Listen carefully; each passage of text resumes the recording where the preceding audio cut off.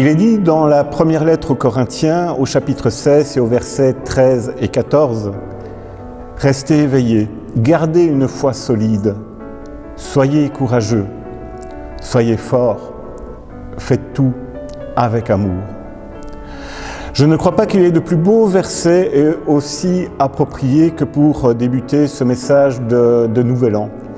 Et aujourd'hui, c'est un immense plaisir pour moi que d'être le porte-parole du consistoire et de notre pasteur consulante pour vous souhaiter une excellente année 2022. Et si vous êtes en cet instant devant vos écrans ou que vous nous suivez sur les réseaux sociaux, c'est bien évidemment au nom de l'ensemble de la communauté de Anse à l'heure Juprel que je vous adresse nos vœux les plus chaleureux. Bien sûr, je suis certain que dans ces derniers moments, on vous a souhaité de nombreuses fois une excellente santé, des vœux de prospérité, beaucoup de joie, etc. Mais je voudrais juste y ajouter une petite dimension complémentaire, mais qui est absolument essentielle. De vivre une année spirituelle épanouissante, apaisante et nourrissante. C'est ce chemin de lumière que je vous propose de suivre tout au long de cette année 2022 qui débute. Comment d'ailleurs mieux débuter que cette année que par une petite histoire méditative qui va nous être racontée par Gabriel après une courte louange musicale. Très bonne année 2022 en Christ.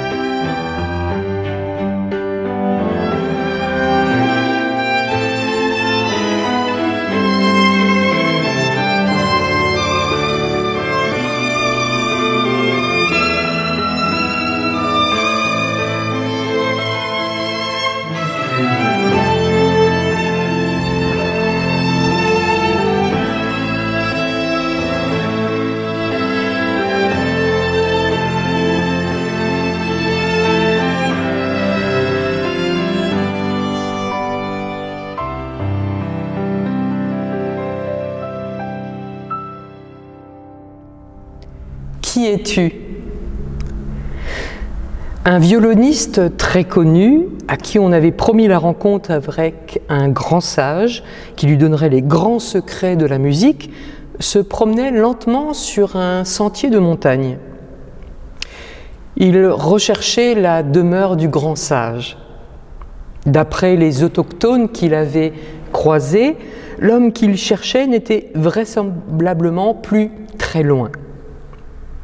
Au détour d'un sentier, il rencontra enfin le vieil ermite, assis devant une bâtisse, recouverte de lierre, comme un champignon posé là, et qui n'aurait pas fini de grandir. D'après la légende, ce sage répondait aux grandes questions que se posaient les hommes, si et seulement si ces derniers étaient capables de répondre à une seule de ces questions à lui. Intelligent, vif et volontaire, notre homme, le violoniste, durant sa quête, avait réappris l'histoire de la musique, révisé les plus grandes partitions et joué les plus beaux morceaux qui soient. Notre sage regarda le violoniste avec un beau sourire et le salua très obligeamment. Ça y est, le moment était venu. Quelle grande question allait-il lui poser? Après un temps qui parut interminable, le sage finit par lui dire « Qui es-tu » Le violoniste, un peu surpris par la question, lui rendit son sourire et lui répondit « Eh bien, tu vois, je suis en vacances, j'ai pris congé pour venir te voir. » Comme c'est bon de prendre son repos, lui répondit le sage, mais je ne t'ai pas demandé ce qu'ici tu fais, je t'ai simplement posé la question « Qui es-tu » Le violoniste, étonné, réfléchit quelques instants et reprit « Eh bien, je suis violoniste, un des plus grands, paraît-il. » « Félicitations, lui répondit le grand sage. Mais vois-tu, je ne t'ai pas demandé quelle était ta profession. Non, je t'ai juste posé la question « Qui es-tu » Devant cette question inattendue, l'homme s'irrita un peu et puis il répondit « Je suis protestant. » Et « Oh, félicitations, lui dit le grand sage. Mais vois-tu, je ne t'ai pas demandé ta religion. Je t'ai seulement posé la question « Qui es-tu » Qui es-tu? Qui suis-je? La grande question. Ce n'est pas qu'une question rhétorique, mais cela donne aussi, quand je réponds, une idée de ce que je pense de moi, de comment je vois mon rôle sur Terre, et aussi une idée sur mon histoire, comment j'ai été éduqué, ce qu'on m'a dit sur moi, sur mon identité. Déjà, le Seigneur, quand il répond à Moïse sur le Sinaï, ça a donné du fil à retordre à des générations de traducteurs. Quand Moïse, en effet, lui demande « Mais ils me demanderont ton nom, que leur répondrai-je » C'est dans Exode, chapitre 3, verset 13. Et le Seigneur répond « Ayez, et cher, ayez ». Les traductions françaises hésitent un peu avec les temps, avec la concordance des temps. Alors juste pour prendre quelques exemples, la traduction de la Bible second 21 et de la seconde 1910 traduit ça par « Dieu dit à Moïse, je suis celui qui suis ». La Bible en français courant dit « Je suis qui je suis ».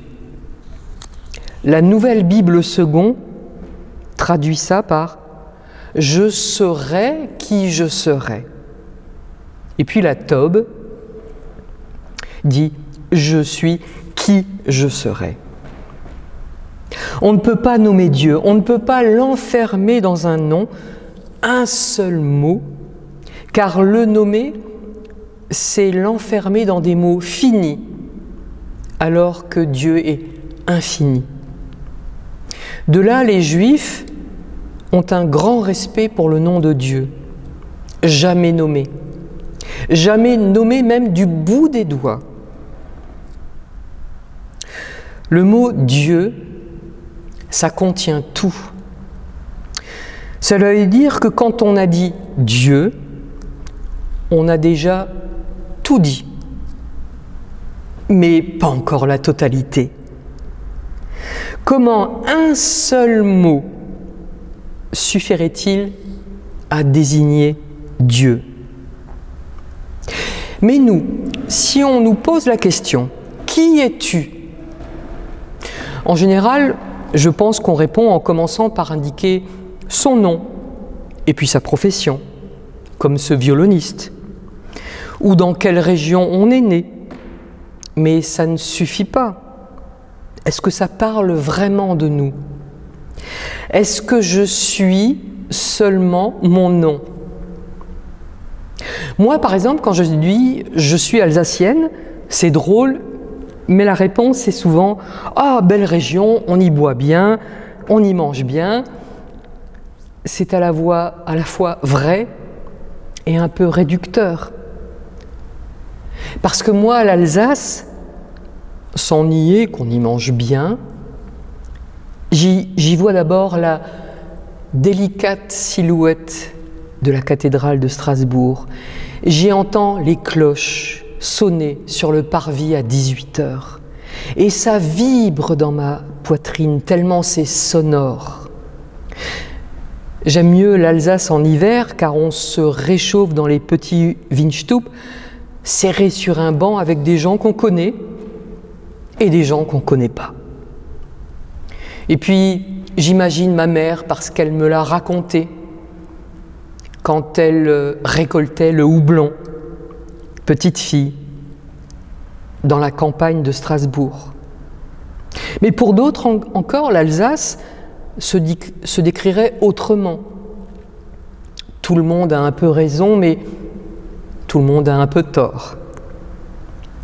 Et moi, qui je suis? Est-ce que je vais me présenter en donnant mon métier, mon ancien métier, mon métier rêvé, celui que je n'exercerai jamais, mon origine? Ma mère, quand elle se présente, elle dit qu'elle est la Schnittersloh. Ça veut dire littéralement la Laurence du tailleur, car son père était tailleur. Qu'est-ce que cela signifie de parler plutôt du présent, le métier, que de l'origine, de la généalogie? Je suis la fille de Laurent le tailleur. Et moi j'ajoute, Laurent, c'était un homme bon. On en dit plus ou on en dit moins? Ou bien on met l'accent simplement sur autre chose? Et si je me présente en disant « je suis chrétienne », comment l'autre va recevoir cela? Avec ses propres images, ses propres a priori. J'ai pas envie de dire préjugé parce que ça voudrait dire qu'il est un peu dans le faux. Qui suis-je? Quelqu'un qui travaille? Quelqu'un qui croit? Est-ce que c'est une expérience qui peut être transmise? Est-ce qu'on a besoin d'en faire des tonnes? Est-ce qu'on ne pourrait pas juste rester un peu discret? Je ne sais pas. Un jour, et ça a été une souffrance, peut-être à tort, je n'ai pas su le définir. Je m'installais en Belgique définitivement. J'avais demandé une disponibilité en France sans revenu aucun. Un policier est venu à la maison m'interroger sur mes raisons d'être là et le montant de mes revenus. Ça n'existe pas en France. Qui étais-je? Une ancienne directrice d'un gros internat éducatif? Une étudiante en théologie? L'épouse de Philippe? Tout cela. Mais rien de tout cela. Est-ce que être, c'est avoir une utilité sociale? Est-ce qu'on peut seulement être et ne pas avoir d'utilité sociale au sens où on l'entend généralement? Je produis des articles, je m'occupe de dossiers des gens, je cultive des légumes, je remplis des rayons dans un magasin, je conduis un bus, un camion, un train, j'apporte le courrier aux gens, j'enseigne à des enfants. etc. Mais si je ne fais rien de tout cela, on fait comment? Si je suis gravement malade,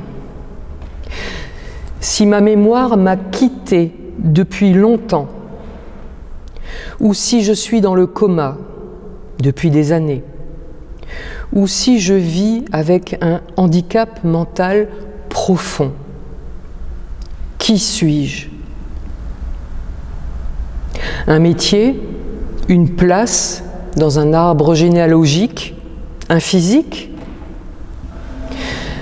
Vous savez que j'ai un neveu filleul qui a un handicap mental profond. Quelle est son utilité sociale? Elle est immense. Il ne le sait pas, mais moi je le sais. Et il y a un jeune homme dans son aile psychiatrique que j'entraperçois à chacune de mes visites. Il marche dans les couloirs avec un grand bavoir et des moufles médicales à ses mains. Je pense que certainement il se griffe. Alors, on le protège de lui-même. Il ne parle pas. Enfin, pas comme on l'entend. Retenez bien, il s'appelle Jean-Louis, ce jeune homme. On a parlé, lui et moi, à ma dernière visite quand je suis allée à Strasbourg dans cet hôpital. Parler, c'est peut-être un bien grand mot, ça a été un échange. Je ne pense pas qu'il fût inutile. Je lui ai parlé avec des mots qui sont dans le dictionnaire. Il m'a répondu avec des mots que je ne comprenais pas. C'est inconfortable de ne pas avoir de réponse avec des mots du dictionnaire. Qui est-il, Jean-Louis? Eh bien, je lui parle et je pense souvent à lui. Et toi, qui es-tu? La question qui dérange, qui déplace. Qui es-tu? Et qui veux-tu être cette année 2022? Et je vais ajouter une autre question très difficile. Que vas-tu faire pour l'être? Amen.